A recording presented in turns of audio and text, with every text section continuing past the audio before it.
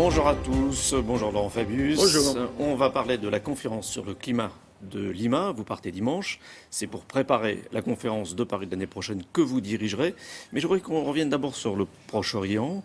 Les Iraniens auraient bombardé en Irak contre l'État islamique. Est-ce que c'est un tournant ? Il y a une information en ce sens hier, mais elle n'est pas confirmée. Et nous discutions avec le Premier ministre irakien qui était là hier soir, reçu par le président français. C'est pas confirmé. De toutes les manières, les Iraniens avaient dit dès le début, s'il y a une menace dans la région de Bagdad ou dans la région d'Erbil, nous nous réservons le droit d'intervenir, puisqu'ils sont limitrophes de l'Irak. Est-ce que les Iraniens peuvent entrer dans la coalition ? Non, c'est différent.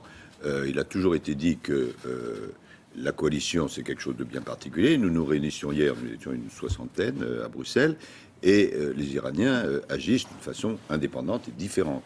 Mais il est évident que ce soit la coalition, que ce soit les Iraniens, nous sommes opposés au mouvement terroriste Daesh, qui est extrêmement dangereux et qui essaye de mettre la main à la fois sur l'Irak et sur la Syrie. Mais est-ce que les frappes aériennes seront suffisantes ?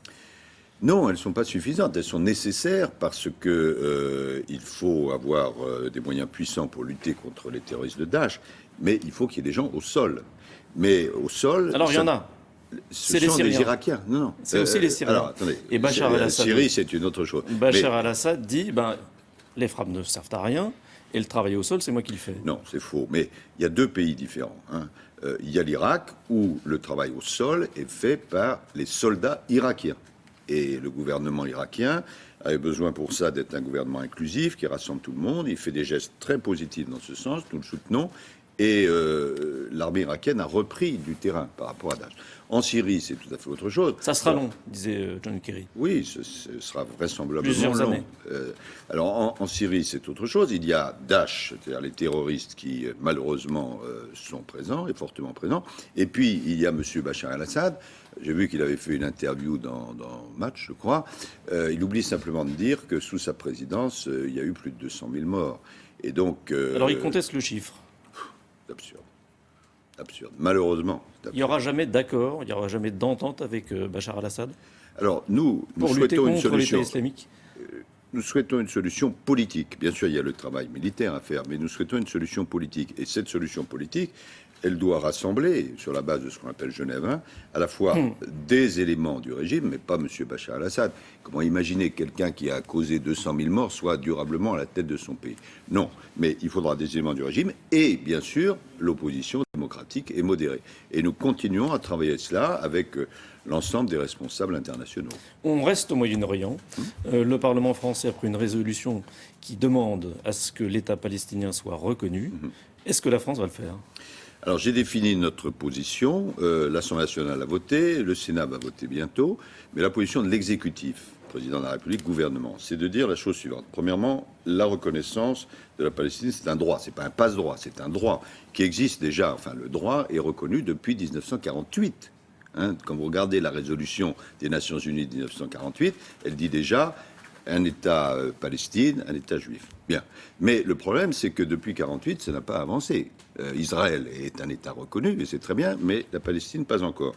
Et donc la question, c'est la question des modalités et du temps. Et j'ai dit, au nom du gouvernement, il faudrait qu'il y ait une résolution des Nations Unies définissant bien les paramètres. 2, il faut qu'il y ait un appui international à tout cela, parce qu'il y a des négociations périodiquement, mais elles n'aboutissent jamais. Donc il faut qu'il y ait une pression internationale.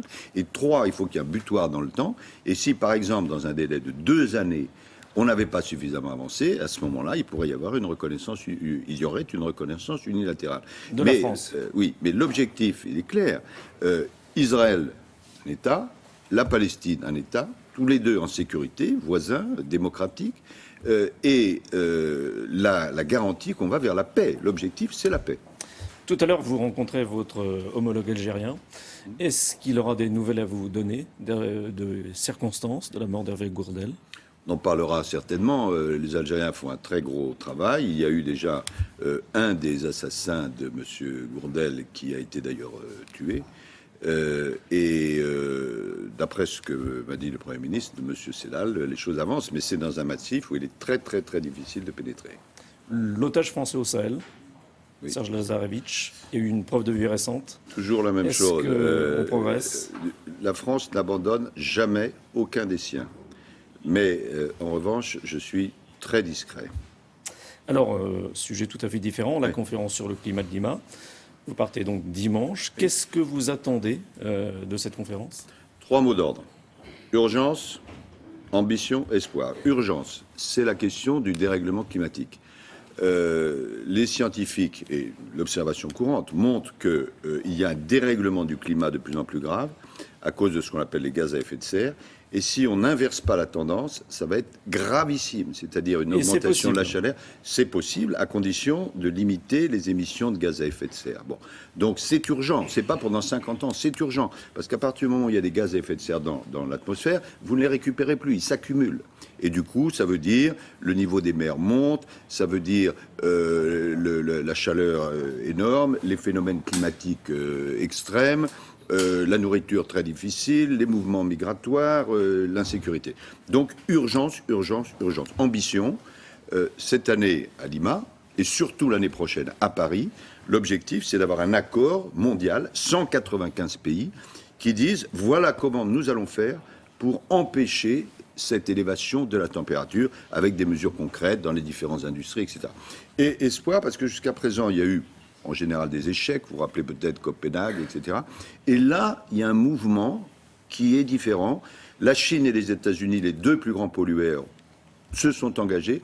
L'Europe a pris un engagement, la France, la loi de transition énergétique.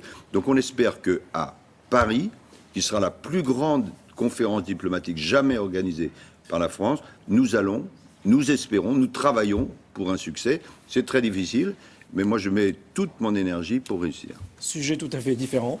Vous êtes pour augmenter la durée et le travail du dimanche. La mairie de Paris est très réticente. Non, le présenter comme ça, non, c'est pas exact. Moi, je suis en charge du tourisme. Bon, je sais que tout un tas de touristes, que ce soit des touristes français, des touristes internationaux, viennent le dimanche, voyagent le dimanche. S'ils trouvent à Paris porte close, eh bien, ils ne vont pas consommer. Le cas échéant, ils vont aller ailleurs. Bon, et donc, il faut un accord gagnant-gagnant. Le plus important, c'est de répondre à la demande du tourisme international. Mais il faut que ce soit positif pour les employés, que ça crée des emplois, et positif pour les touristes, donc pour la France. Donc, pour moi, la priorité, c'est de répondre au tourisme international en étant en même temps positif pour les employés et pour l'emploi. Merci.